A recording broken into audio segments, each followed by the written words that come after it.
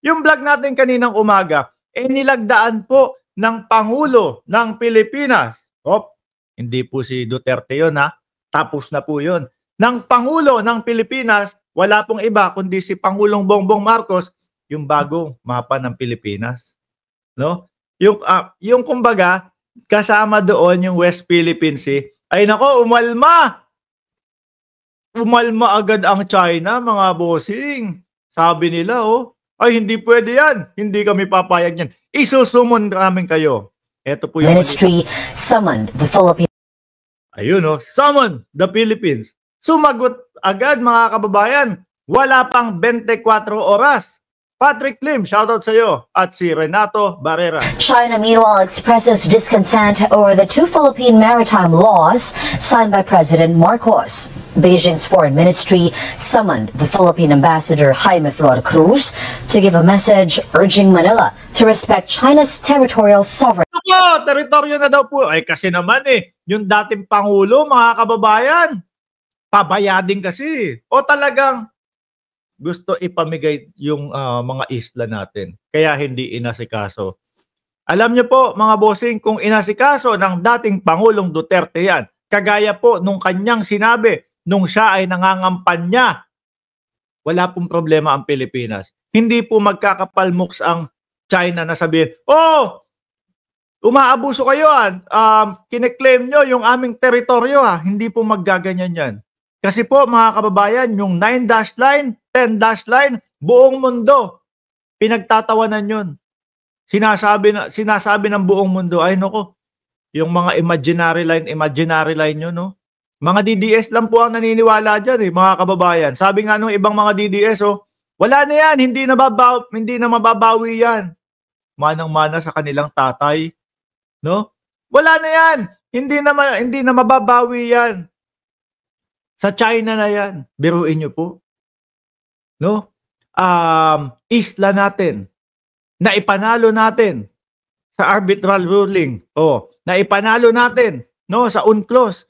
Tapos sasabihin ng mga DDS, wala na yan, hindi na mababawi yan. Bakit ba nagkaganon?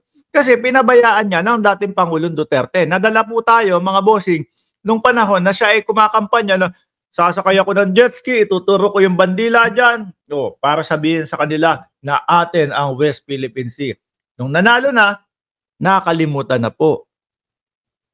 Ber Mariano, shoutout sa iyo. Nakalimutan na mga kababayan. Di ba? Tuloy natin yan. Kaya ngayon, problemado ang ating bayan dahil nga nagkakapalmuks na yung China. Kine-claim na nila na teritoryo na po nila yan.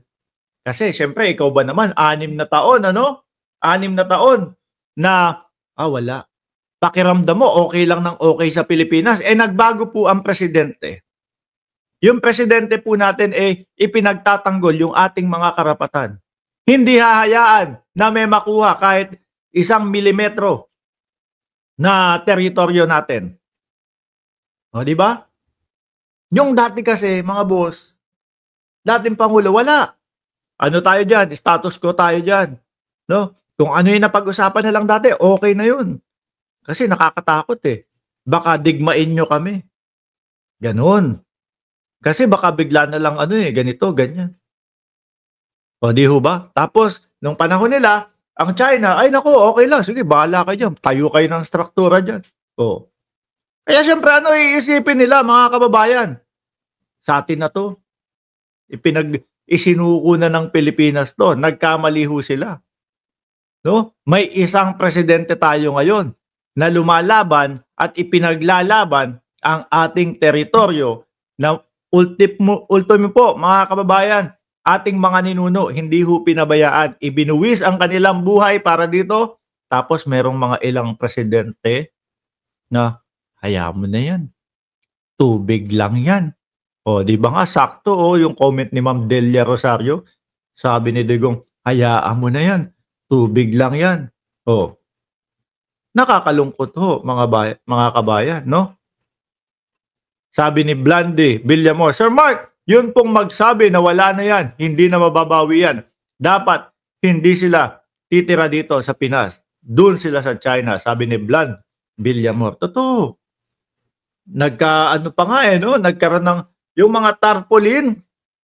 Mahilig mga DDS dyan. Lalo na si Bongo sa mga tarpaulin. Sabi niyong pare ko na si Just Vincent, probinsya ng China ang Pilipinas noong panahon ni Digong. Mga 6 na taon. Correct. Kasi yun yung pakiramdam natin at yun yung naramdaman natin. Biruin mo, mga mangingisda natin ho doon, mga bossing. Mangingisda. O, di ba? Tapos sasampahin nung mga security o nung mga kabilang bangka ng China. Sasampahin, no? Pipiliin yung malalaking isda. Di ba? Tapos ang kapalit, sigarilyo. Tapos mga kababayan, syempre magsusumbong sa Pilipinas. Kinukuha po yung malalaking isda namin. Sagot ng dating Pangulong Duterte, barter ang tawag dun. Barter ang tawag dun. Biruin nyo yun, mga bossing. Okay sana no? Kung yung kinuha nilang malalaki, para silang namimili, para silang namimili ng isda. Ito, masarap. Yung tipong mayayaman, ito, malaki to, maganda to, masarap to. Kunin mo yan. Tapos, babayaran. Ang bayad, Yossi, hindi patas. Para sa dating Pangulong Duterte, barter yun. Nangyayari na yun, dati pa ho. Ang barter, patas. No? May mga Yossi naman sa atin. May mga gin bulag naman sa atin. Mas kailangan ng mga mangingisda yung kanilang mga nahuli. Pambenta, pangkain nila. Di ho ba, mga kababayan? Tingnan nyo, pumapalag-palag ngayon ang China. Pero hindi huubra yan kay Pangulong Bongbong Marcos. It also called on the Philippines to immediately stop actions that may worsen regional tensions. The ministry warned that China would take necessary measures to maintain peace and stability in the South China Sea. Dapat sila yon. Di ho ba? Sila ang gumalang sa atin para ma-maintain yung peace and order o yung peace diyan sa West Philippine Sea. No? Sabi nga ng dating Pangulong Duterte, meron tayong fish rally, mga DDS. Ilan ang pumunta? 17. Hindi, sabi ni JDB doon sa kanyang vlog. Pinapanood ko kasi lagi si JDB, mga kababayan. Ang daming matututunan. Sabi doon sa vlog ni JDB. Hindi parang 21 ang pumunta. Fake news po yung sinabi kong 17. 21 naman po, mga kababayan. Tapos ang damakmak daw yung cellphone. Diba? Alex Esguerra, shoutout sa iyo. At kay Henry Tan. Washington expressing support for the Philippines' newly enacted Maritime Zones Act. In a statement, the U.S. State Department called the law an important step in clarifying the country's maritime territories. Ayun. Dito,